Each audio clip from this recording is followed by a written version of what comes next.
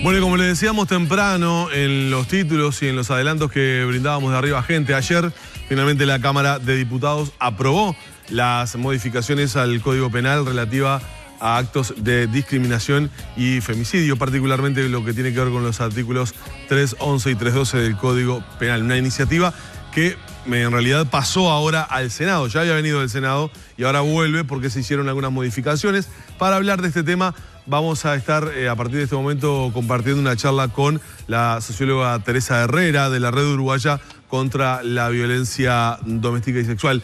Teresa, ¿qué tal? Buen día, ¿cómo andás? Buen día, ¿qué tal? Como siempre, muchas gracias por la preocupación por el tema, sobre todo en un día como el de hoy, ¿no? Donde parece que las noticias van por otro lado. Están centradas, bueno, legislativamente también, centradas, pero también, desde otra perspectiva. Pero importa y mucho porque en realidad se aprobó con una mayoría, ya te digo, de 75 votos en 81 legisladores presentes, pero con modificaciones de lo que había llegado desde el Senado. ¿Cuáles son esas variantes? Con lo cual quiere decir que no se terminó de aprobar. No, porque ahora hay el Senado rechaza o aprueba. Claro, porque cuando se producen modificaciones, en el Senado fue aprobado por unanimidad el proyecto original. Ahora va a tener que pasar nuevamente al Senado para que se acepten o rechacen. ¿Cuáles fueron esas modificaciones que se hicieron? Algunas de las modificaciones que se hicieron, tengo entendido, porque fue anoche tarde. Sí, ya, ¿no? Terminó tarde.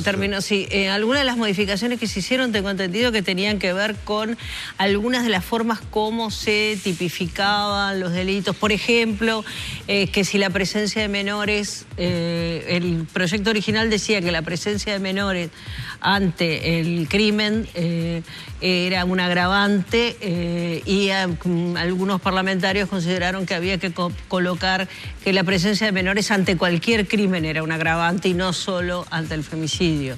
Entonces, digo, ese tipo de cosas. No son cosas que vayan al fondo del asunto, son cosas que tienen que ver con aspectos como estos, ¿no? Claro. ¿Ustedes cómo consideran esta tipificación, estas variantes, estas modificaciones que se hacen en el Código Penal? Porque obviamente desde el lugar donde ustedes están han sido y han bregado para que lo que se apruebe es la ley integral. Esto es un apéndice, si se puede señalar de esa manera. Es decir, ¿cómo reciben esta aprobación legislativa y estas modificaciones al Código Penal cuando lo que ustedes están bregando es otra cosa? Veo que, Danilo, hiciste los deberes, sí. Que realmente tenés claro cuál es nuestro planteo. Sí, nosotros lo que planteamos es que obviamente lo que se tiene que aprobar no es un artículo, que el artículo del femicidio, que vamos a explicar en todo caso qué es el femicidio. El femicidio es un crimen de odio. Es cuando asesinan a una, en este caso, cuando asesinan a una mujer por su sola condición de mujer. Esa es la definición clara de lo que es el femicidio. Y es decir, que no te matan por otra cosa. Por ejemplo, si te matan en una rapiña no es un femicidio, porque no te digo. Claro, una mujer que muere en una rapiña no puede catalogarse como tal. No, por supuesto. Sí puede catalogarse como tal una mujer que es violada y asesinada, una mujer que es asesinada por su pareja o expareja. Es decir, ¿no? Digo, cuando te matan por el hecho, por el género al cual tú perteneces. El asesinato reciente de una mujer trans es claramente en el centro de Montevideo. Claramente un femicidio. Y yo quiero decir además que hemos avanzado en ese sentido porque hasta hace muy poco ustedes hubieran anunciado que fue asesinado un hombre en una casa, ¿no? Digo, en eso hemos avanzado, en el reconocimiento de las identidades de género de las personas. Pero, y por eso es un femicidio, porque es una persona que eligió ser mujer y fue asesinada como tal por su pareja o expareja. ¿Qué pasa? Esto es un artículo. Lo que hace es tipificar lo que se llama un crimen de odio. Es decir, cuando te matan en este caso, por ser mujer, o te mataran por ser negro, o te mataran por ser judío, ¿no? Es decir, esos son las tipificaciones de los crímenes de odio.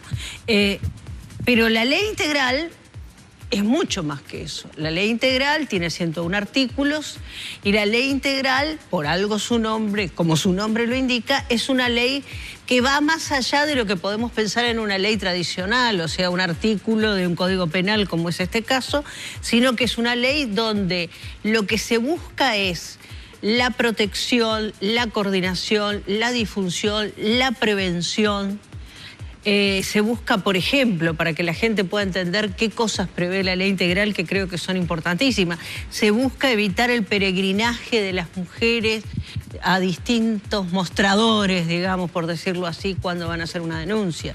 La mujer que decide hacer una denuncia luego tiene todo otro proceso de revictimización y además tiene expedientes distintos en penal, en familia especializado. Entonces, realmente...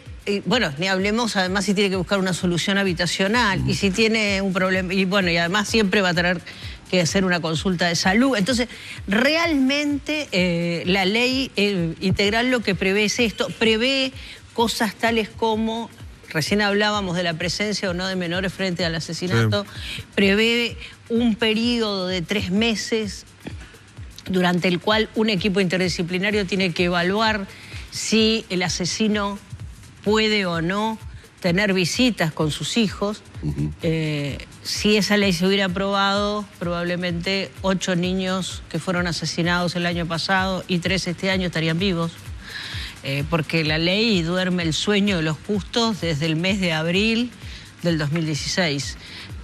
Cuando yo digo esto, muchos parlamentarios y parlamentarias se enojan, pero los hechos es así. Dicen, no, estamos avanzando, ya tenemos, no sé... Sí, bueno, pero mientras tanto... Y además, vamos a no engañarnos. Votar un artículo de un código penal no implica demasiados cambios presupuestales. Aprobar la ley integral implica poner dinero para que este tema realmente se trate como una política pública integral. Teresa, tenemos que ir cerrando, pero a mí me parece que ayer en el debate hubo aportes muy interesantes y preocupados con la realidad de violencia que se vive en nuestro país. Y de repente que están buenos para tomar nota o por lo menos para llamarnos a reflexión. Por allí, y lo refleja hoy La Diaria en su crónica sobre lo que fue el debate, el diputado Amarilla habló de la preocupación de que con esto no se terminaba de resolver el tema, de que quien más omiso estaba era el Poder Ejecutivo, dando allí también una serie de consideraciones sobre de repente lo reiterativo de algunos conceptos que ya estaban contemplados en el Código Penal, haciendo algún tipo de consideración, pero en esencia, hablando fundamentalmente, y eso es lo que a uno le preocupa, que con esto no se va a solucionar el tema, como que es un ingrediente que es absolutamente insuficiente si otros factores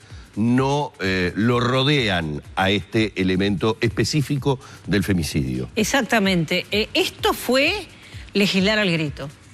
El 8M, o el 8 de marzo, claro, impactó, ¿no? La mayor movilización de la democracia que hemos tenido en la democracia uruguaya. Entonces, claro, los legisladores se sintieron, y las legisladoras interpelados. Casi una respuesta electoral, y fue diríamos, casi, ¿no? exacto. Vamos a contemplar a este importante grupo de votantes. Exactamente. ¿Qué? Política. Política, por seguir en el tema, política. Entonces, legislar al grito, poner esto... y después sigamos adelante y cuando tengamos ganas y estemos dispuestos a poner los dineros y a pensar en serio en el tema, ahí aprobaremos la ley integral. Mientras tanto, insisto, las respuestas, el sistema de protección, la represión, la prevención ni que hablar, no hacemos prevención. Este es un país donde no se hace prevención de violencia doméstica. No, y además con un agravante que yo creo que es ya... me parece que un elemento para que tomen muy en serio sociólogos. Yo quiero saber hasta qué punto, y no podemos tener datos de eso, es simplemente lo que está sucediendo, hasta qué punto esta insistencia, esta difusión, permanentemente estar tratando de hablar del tema no ha generado una virulencia, por lo menos es... en los datos que uno tiene. El arranque del año fue nefasto. El arranque del año fue terrible, bueno, de ahí el 8M... y llevamos muchas más muertas que el año pasado a esta altura del año. Y nosotros sabemos que lamentablemente sobre fin de año suele incrementarse. Entonces, pero realmente uno a veces, lo hemos hablado acá con ustedes, ¿no? No puede entender cómo la principal causa de muerte violenta de las mujeres de Uruguay todavía sigue, más allá del discurso políticamente correcto, sigue sin tener una política integral que le dé realmente una respuesta y un apoyo a las mujeres que lo están padeciendo.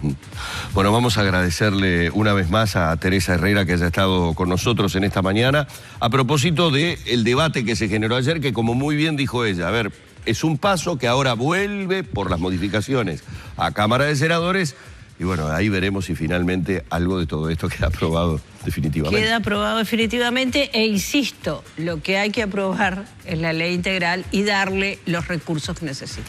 Muchísimas gracias, Teresa, Gracias muy amable. a ustedes por la Hacemos una pausa y venimos enseguida a seguir compartiendo la mañana con todos ustedes.